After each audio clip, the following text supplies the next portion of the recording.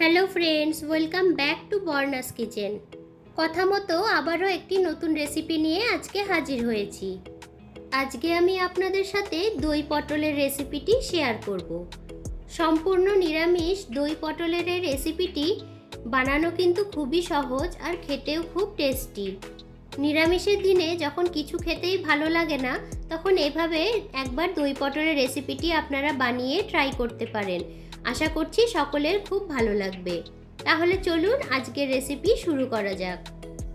প্রথমেই আমি পটলগুলোকে হালকা হালকা করে ছুলে নিয়েছি। তারপর এটিকে ভালো করে ধুয়ে এরকম একটা করে কাট লাগিয়ে নিয়েছি। এই দিক থেকে একটা, এই দিক থেকে একটা, এভাবে ফেড়ে নিলে তাহলে পটলের ভেতরে মশলাগুলো ভালো করে ঢুকবে আর খেতেও খুব ভালো লাগবে। এখন সামান্য নুন আর হলুদ দিয়ে এটিকে মেখে প্রায় 10 মিনিটের জন্য রেস্টে রেখে দেব।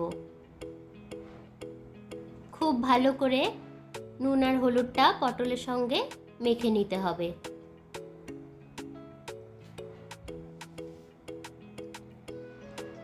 তারপর একটা বাটিতে আমি কিছু কাজু বাদাম নিয়েছি। এখানে 8-10টা কাজু বাদাম আছে। এটির একটি পেস্ট বানাবো, তাই মিক্সিং কন্টেনারে নিলাম। আর নিলাম 3টে কাঁচা লঙ্কা। সামান্য একটু জল দিয়ে এটারও একটি পেস্ট বানিয়ে নেব। এখন একটি বাটিতে নিয়ে নিচ্ছি 1 টিস্পুন ধনে গুঁড়ো, 1 টিস্পুন জিরে গুঁড়ো, হাফ টিস্পুন হলুদ গুঁড়ো আর 1 টিস্পুন কালারের জন্য নিলাম কাশ্মীরি লঙ্কার গুঁড়ো। সামান্য জল দিয়ে এটারও একটি পেস্ট বানিয়ে নেব। খুব সুন্দর করে একটা পেস্ট আমরা এটারও বানিয়ে রেখে দিলাম। এখন কড়াইতে দিয়ে দিচ্ছি সর্ষের তেল। তেলটা গরম হলে একে একে পটলগুলো দিয়ে ভালো করে ফ্রাই করে নিতে হবে। ভালো করে ফ্রাই করা হয়ে গেলে তারপর আবার এটিকে আমরা একটা একটা করে তুলে নেব।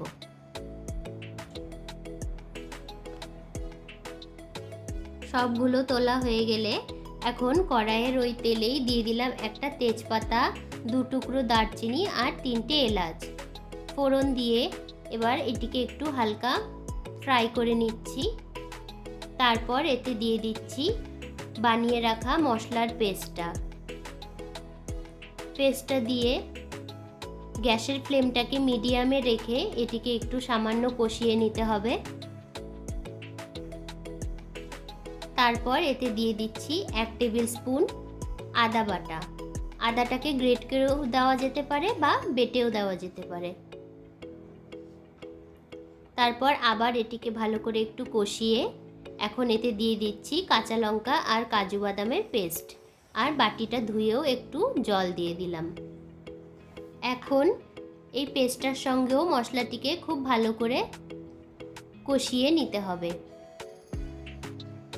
প্রায় 1-1.5 মিনিট ধরে কষানোর পর যখন খুব ভালোভাবে তেল ছেড়ে আসবে, তখন আমরা এতে অ্যাড করে দেব 3 টেবিল চামচ টক দই। টক দইটাকে আগে থেকে আমি ফেটিয়ে রেখেছিলাম। এখন এই টক দইটা অ্যাড করে দিলাম। তারপর আবার সমস্ত কিছুকে খুব ভালো করে প্রায় 2 মিনিটের মতো আমরা কষিয়ে নেব। খুব ভালো করে কষিয়ে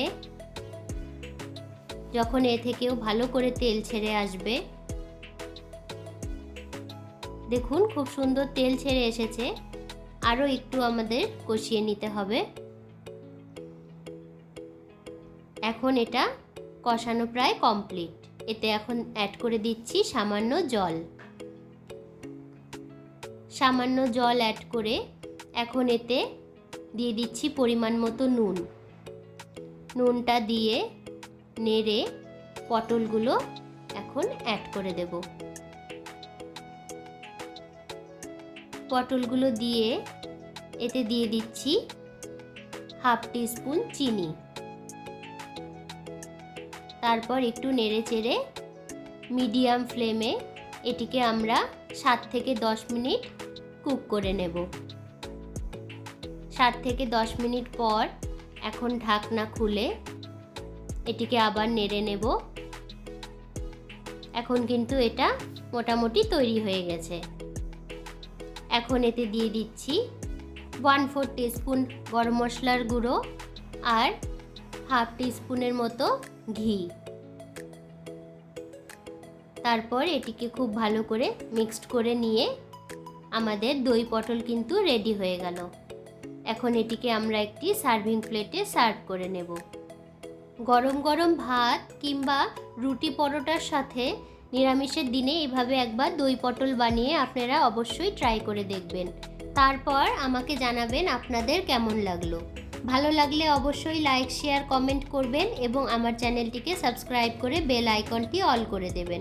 তাহলে আমার চ্যানেলের নতুন নতুন রেসিপির আপডেট সবার প্রথম আপনার কাছে পৌঁছে যাবে। আজকের মতো এই পর্যন্তই। আবার দেখা হবে একটি নতুন রেসিপি নিয়ে। ততক্ষণের জন্য সবাই ভালো থাকবেন, সুস্থ থাকবেন। নমস্কার।